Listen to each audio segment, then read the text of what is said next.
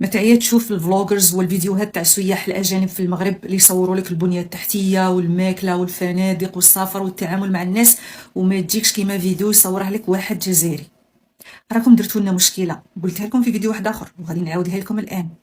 بزاف عليكم الناس دخلوا شافوا الحقيقه المره، شافوا بلي هما ما راهمش عايشين، شافوا البنيه التحتيه صوالح زعما نورمالمون توفر في اي دوله كيما محطه تاع قطار، طاكسيات، طرق نقيين، ماكله، تنوع، نظام. هاد الصوالح نورمالمون اكزيستو في كل الدول اللي عايشه في نفس المنطقه وما كاينش بيناتهم اختلافات كبرى. بورتون زعما حنا في الجزائر عندنا ميزه زياده على المغرب اللي هي البترول والغاز، ومع ذلك الجزائري راهم يروحوا يصوروا في المغرب راهم يتخلعوا. شوفوا هذا الفيديو، محطه نقل في مدينه الرباط مصوره من يوتيوبر جزائري. شوفوا معايا. الله يبارك عليها تكون مطار ماشي محطة قطار. مرحبا بكم في أكبر محطة قطار في إفريقيا ومن بين أكبر محطات القطار في العالم، محطة الرباط أجيال. هنايا المركز الحيوي تاع المغرب. هذه المحطة تربط بين الخطوط كاع مراكش، طنجة، تطوان، كاع خطوط النقل، كاع القطارات فاس يتلاقاو لهنايا، وفيها تي جي في، فيها الخط العادي، الخط البطيء، فيها كاع الخطوط اللي يتلاقاو هنا، وعندهم الأطلس والبوراق، وعندهم خط الضفر نسيتو. المهم تدخلوا تشوفوا ابي بري فاش دايره المحطة اللي داخل، وشوفوا شحال مراكز تاعها كيما يقولوا لكم شحال كاين. الله يبارك، محطة في مواصفات عالمية. هذه عندنا هنايا المدخل تاعها كيما نشوفوا، عندنا الشعار تاع كاس افريقيا.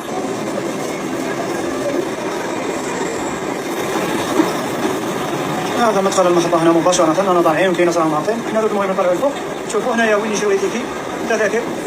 تقدروا تقراو من الانترنت، عندهم كيما يقولوا بالانترنت الابليكاسيون تاعهم او انسيات، تدخلوا تشوفوا التيكي تاعهم.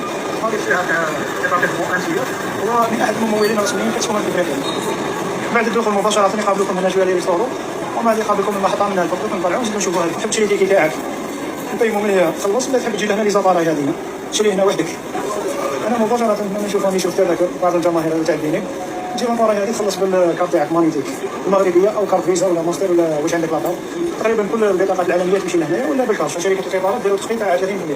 في كل 100 درهم عندكم تخفيض تاع 30 درهم، مليحه بزاف. واش من الكارت هذه شاطحه تشروها ب 50 درهم، هذه كارت يلا شروها بارون درهم تشروها انتم ليستاسيون هذوما تاع ليترا، والكارت هذه تكون ب 50 درهم. وما انتم التخفيض مثلا الا كتبتوا 200 درهم في النهار راكم ربحتوا 60 تما هكذا مع 50 اللي شريتوها تبقى لكم 10 ربحتوا 10.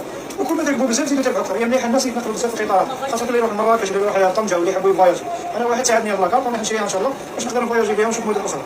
هنا بعض الشروط تاع التذاكر، في حال حبيت تبدل التذكره تاعك ولا استرجاع تاع التذكره، هذو لي كونديسيون تلقاوهم هنا في داخل المحطه، قراوهم وتلقاوهم ثاني في السيت على الانترنت تاعهم. علاش قلت لكم شغل المطار الله يبارك. شوفوا بعد ما تشري التذكره تاعك ولا دير بيمون اونلاين، تجي لهنا المناطق الركوب. شوف عندك منطقه 1 2 3 شغل طياره الله يبارك. عندك التذكره تاعك يقول لك منطقه الركوب تاعك واش مدبر السناقي تاعك وتطلع لترا. هذا شغل نفس الطريقه تاع الطائرات الله يبارك. صح محطه بمواصفات عالميه، عندنا هنا 4 3 منطقه ركوب 3 2، عندنا من هي واحد كاين 10 ابواب تاع ركوب. هي خطوط النقل على كل حال ما كاينش بزاف زعما، من مناطق الركوب هذا تسهل بزاف عمليه التنقل على الناس. طابلو هذا فيه كاع المعلومات ديال المتوجهين وتوقيت الرحله تاعهم. صراحه شبه المحطه تاع القطار في روما ولا في ميلانو، هذه اكبر الله يبارك ومتوفر فيهم كل شيء. اصل شركه الاكل هنا، الصرافات الله يبارك كل حاجه متوفره. صراحه محطه عالميه تعطيها 10 على 10. الدراري صافي كانوا يديروا لهم هنا شغل ماناج داخل المحطه هذه، الإيطاج الفوقاني كامل.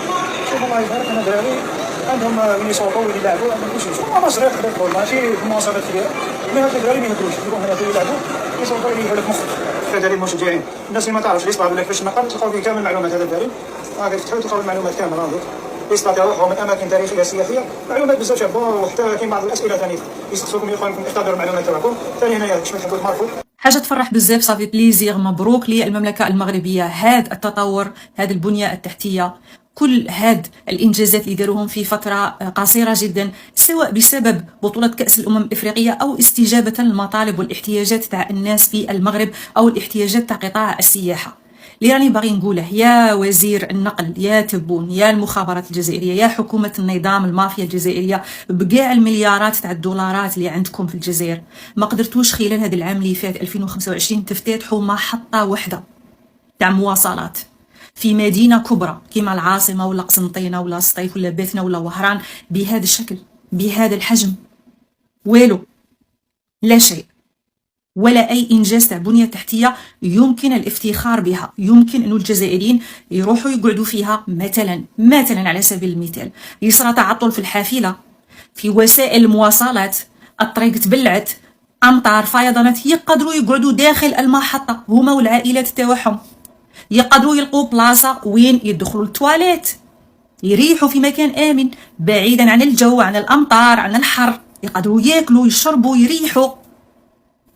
والو. حنا في الجزائر، حنا في الجزائر كي تروح ديبلاسي من ولايه لولايه، سورتو لا كان ولايه بعيده، انت وزهرك مع الكار، حافله انت وزهرك، ممكن تكون حافله من عالم منقرض نورمالمون ما تاكزيستيش كاع في الواقع، بصح تلقاها جايه من بعيد، الدخان تاعها سابقها، وانت اللي قلك تستعد، باسكو غادي تدخل في مرحله مهمه جدا، هي مرحله المقاومه للصعود، سورتو الا كان جروب تاع ناس بزاف راهم يستنوا في نفس الحافله، وهذيك الحافله فيها غير 3 بلايص مريحين و6 واقفين، ممكن تتمشى 3 سوايع وانت واقف عادي جدا، بصح واشنو اللي قلك تكافح وتحارب باش تدخل وانت وزهرك، ممكن كاع ما تروحش، ممكن بيس واحد يجي يدي 3 ولا 4 تاع الناس ويقول لك صاي سي بون رانا رايحين وانت قعد هنا استنى الغدوه.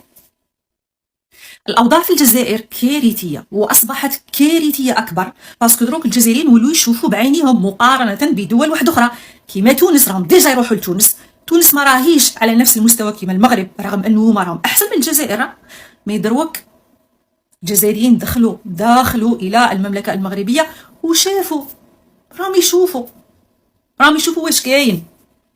كما قلت لكم اشياء نورمالمون تكون متوفره في كل مكان في العالم، مواصلات امنه، مكان امن يحفظ لك الكرامه تاعك انت والعائله تاعك، الاحتياجات تاعك البيولوجيه الادميه، باش تستخدم تواليت. حنا عندنا في الجزائر تواليت ما اكزيستوش في الاماكن العامه، اللي يقولك تروح دير بيبي ولا تدخل للجامع للمسجد عاد باش تقضي الحاجه تاعك. دروك بوغ لا بروميير فوا الجزائريين راهم يدوروا يطلعوا للحكومه اللي كانت تحشيلهم، يقولوا لهم راكم تكذبوا علينا، رانا نشوفوا بعينينا، قولوا لنا كيفاش زعما احنا عندنا هادو، احنا علاه ماشي كيما هما، احنا ماشي بني ادم، احنا بغوله، احنا حمير، ديروا لنا حاجه، ديروا لنا على الاقل مدينه واحده في الجزائر يكون فيها كلشي مسقم.